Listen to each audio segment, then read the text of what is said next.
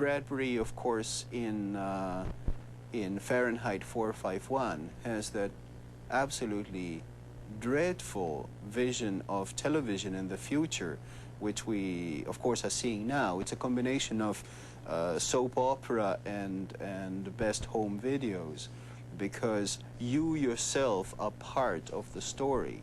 So the characters will turn to you and say, well, let's see what you think. Let's see what Nancy has to say. But we're seeing some of that now. I mean, the only reason people send stuff to best home videos is because they feel, well, you know, I'm on television. There is me with my pants down or what have you.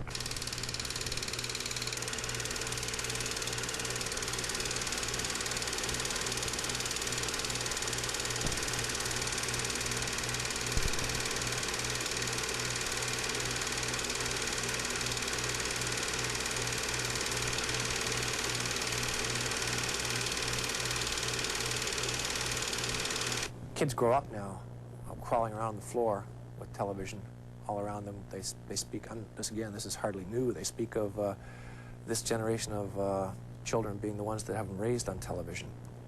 They crawl around the floor while Sesame Street plays, while commercials go on. This has to have had some kind of profound influence on them. Maybe we have a video literate world as opposed to a print literate world.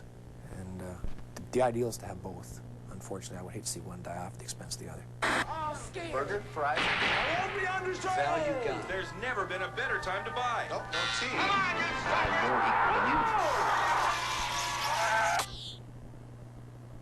you TV addiction, getting wired, jacked in, sounds like cyberpunk.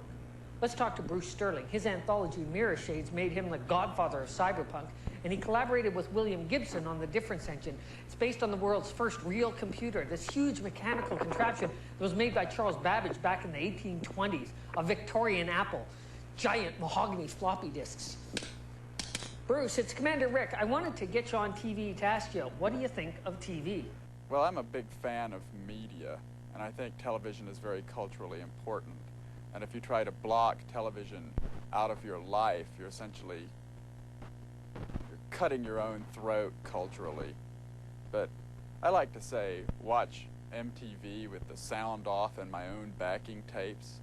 I've actually found that a very useful sort of cultural thing. I'm into what computers are making of television. Television's a 40-year-old analog medium now.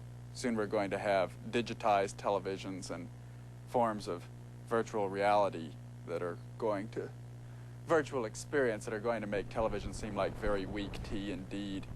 So if you're not like intellectually capable of assimilating television and doing with it what you will, I think you're going to be even more at sea in about 15 years. I've been hearing a lot of buzz about virtual reality, how you feel like you're really there inside these computer-generated images. Everyone is saying it's the future. I think it's essentially the computer world's war on television. Television is, well, as you saw in the Gulf War with CNN coverage, you could tell that it has now become the political tool par excellence. And there are people around who are like technically able to do things with television that have never been done before. And I think they want to raise the stakes. They essentially want to pull a technological end run around the people who control television today.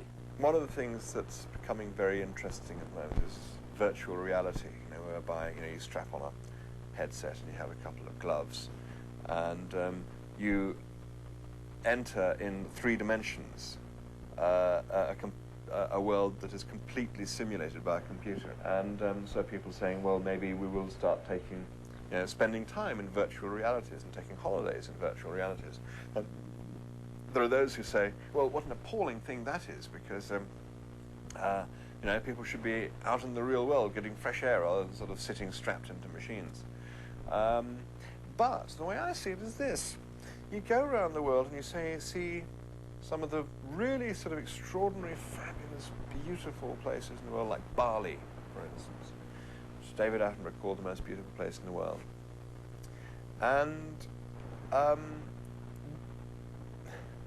what we've actually done is we've turned Bali into a virtual reality. as we found this absolutely fabulous, beautiful place, everybody wants to come because it's fabulously beautiful. But then they start missing the things they've left at home. They miss the hamburgers and the T-shirts and the beer. And so they want them all there. And they want, and because we've now spoilt a bit of Bali, we want postcards there of what Bali used to be like. So in the end, we build a virtual reality, if you like, on top of what, on top of the Bali that used to be there. So we turn it into a theme park of itself, a virtual reality of itself. Now, if we're going to do that, if we're going to build virtual realities anyway, then let's build them in the machine rather than build them on top of the places themselves that used to be so beautiful. Somehow I kind of doubt virtual realities will be used to preserve the planet. More likely it'll become the new Nintendo. We already have artificial realities in video games. All these armchair athletes. Playing golf on a screen isn't really exercise, but then neither is real golf. Actually, sports is another area that science fiction has almost overlooked. There was the movie Rollerball and Death Race 2000, Arnold Schwarzenegger and The Running Man. And then there's the short story Breaking Ball by Michael Skeet. It's also in the Tesseract's Cube collection. Candace, it's rare. Tell me about the baseball in Breaking Ball. How to synopsize. Breaking Ball is in one way a story about baseball on Mars and how it bears no resemblance to baseball on Earth. It's also a story about people who move into a new environment, in this case Mars, settlement of Mars, and who have to choose whether to try to dominate that environment or adapt themselves to it. And of course, the traditional American expansion type of idea, the manifest destiny taken into science fiction, means that the engineers from Earth change the environment. What the baseball does, I think, is provide us with a kind of an entry point, a familiar and a beloved entry point.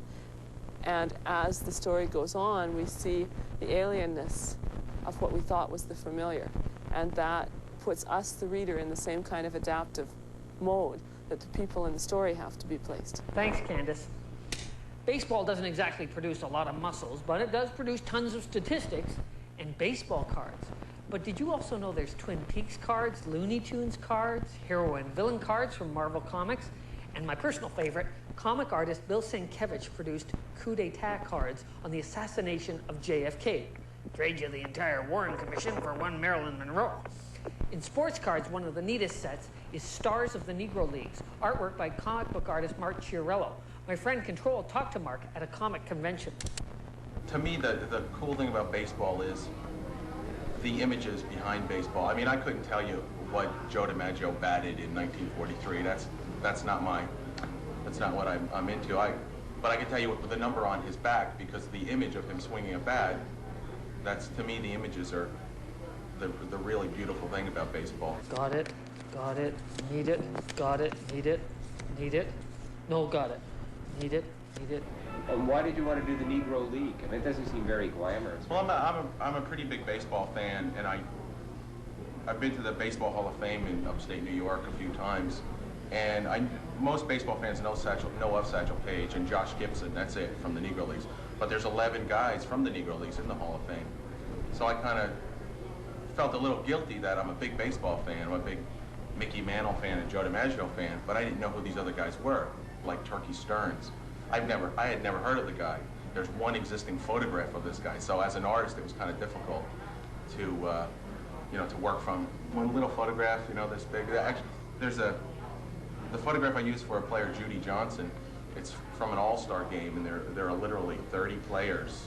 The photograph was this big. His head was this big, so it was kind of tough, but it was fun. The research was fun. I heard Wayne Gretzky paid over $400,000 for one baseball card? Of course, it was for Honus Wagner. Boy, oh boy. Anyway, Todd McFarlane started out collecting sports cards, then he collected comics, then he started drawing comics. Now he can collect himself on the new famous comic book creator trading cards. What the hell's going on down there? Todd writes and draws the best-selling Spider-Man. He probably owns every Spider-Man comic ever printed. But what happens when you ask him how Spider-Man hangs out? Good point. I hope he does the same thing that I do, is relax.